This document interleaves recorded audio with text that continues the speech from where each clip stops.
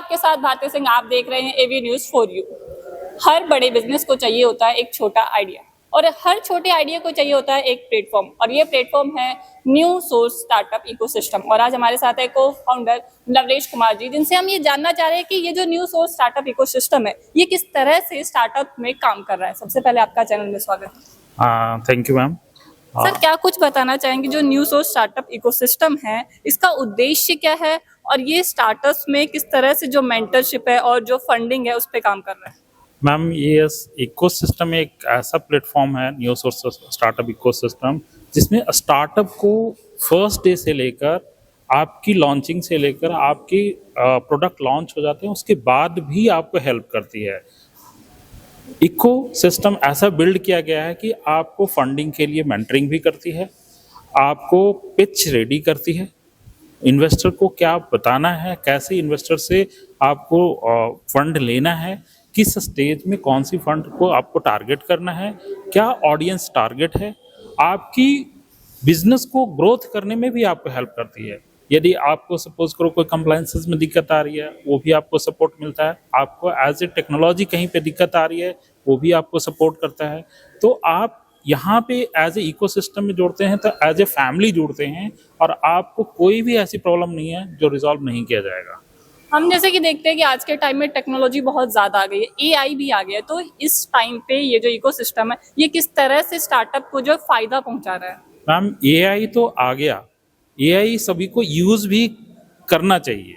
ऐसा नहीं है कि एआई आप नहीं कर सकते हैं यूज़, सभी को करना चाहिए, लेकिन कहाँ यूज़ करना ये इम्पॉर्टेंस है, ये यूज़र्स को नहीं पता होता है। तो ये आपको स्टार्टअप को हम लोग बताते हैं कि आपको प्रोफाइल यदि बना रहे हैं तो आप एआई से कैसे अच्छा बना सकते हैं।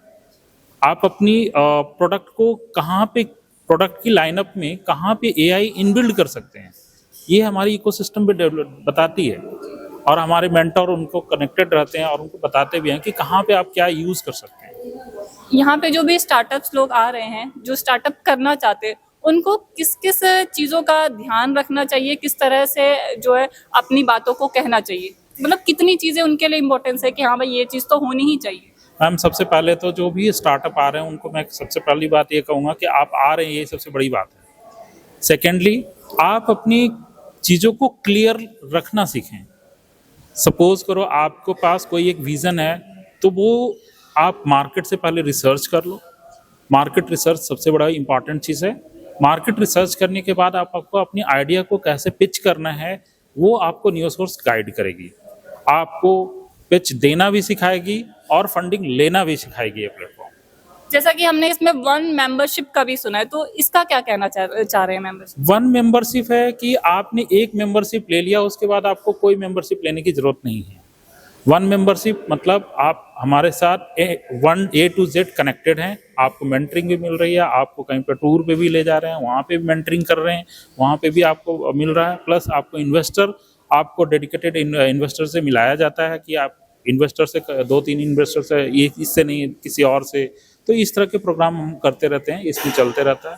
क्या कोई पर्टिकुलर क्षेत्र भी है कि हाँ इसी क्षेत्र के लोगों को ही चुना जाएगा। नहीं मैम, ऐसा कोई क्षेत्र नहीं है। They are the open for the market. किसी भी फील्ड के लोग कोई भी यहाँ पे स्टार्टअप पिच कर सकते हैं। आप देखेंगे अभी जो शो चल रहा है उसमें डिफरेंट स्टेट से आए हुए हैं, डिफरेंट स्ट्रीम से आए हुए हैं।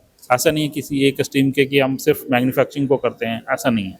क्या कुछ कहना चाहेंगे महिलाओं के लिए जो उनके पास जो ज़्यादा आइडिया रहता है क्योंकि वो घर से काम करना चाहती है, तो क्या उनके लिए भी कोई फैसिलिटी है।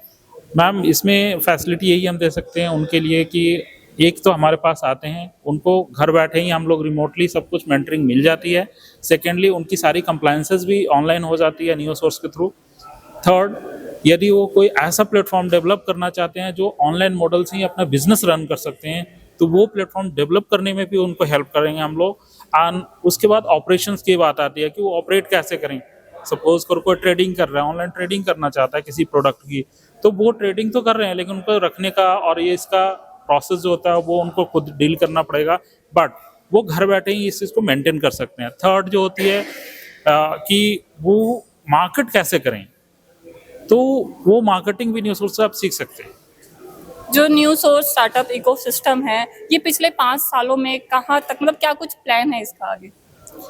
मैम, ये प्लेटफॉर्म को लॉन्च किए हुए अप्रोक्सीमेटली 1 ईयर हो गया एंड इसके पहले हम लोग न्यूज़ सोर्स सिर्फ वो करते थे लाइक कंप्लाइंसेस वगैरह, बट डेली डेली 200-250 कंपनियां रजिस्टर्ड हो रही है अभी भी। एंड 5 इयर्स का जर्नी अभी तो हम डिक्लेयर नहीं कर सकते कि कहाँ, लेकिन हाँ हमारी ग्रोथ अच्छी है और आने वाले टाइम में काफ़ी सारे 5 इयर्स में इन्वेस्टर भी रहेंगे हमारे पास, और आपके स्टार्टअप्स भी काफ़ी रहेंगे और फंडिंग भी लोगों को मिल गया होगा। अगर बात की जाए इन्वेस्टर्स की, तो इन्वेस्टर्स और स्टार्टअप्स में एक बाउंड्री होती है कि उन्हें मतलब कैसे समझा जाए कि हाँ हमें इस चीज में इन्वेस्ट करना है, तो क्या उसके लिए भी कुछ चीजें हैं? मैम, सभी इन्वेस्टर का अपना एक कोर फील्ड होता है।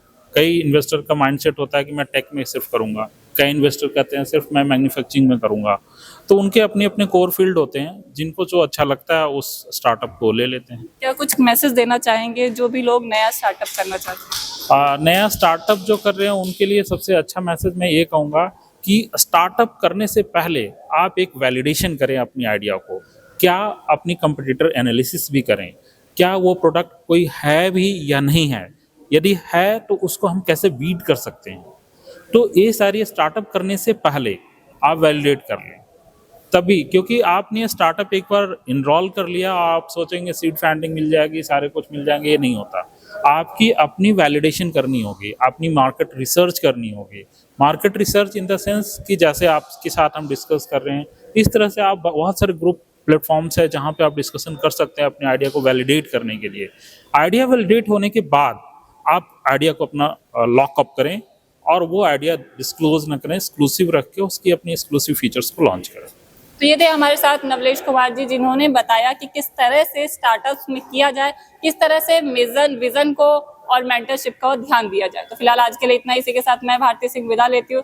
इसी तरह की खबरों के लिए देखते रहिए AV News 4U।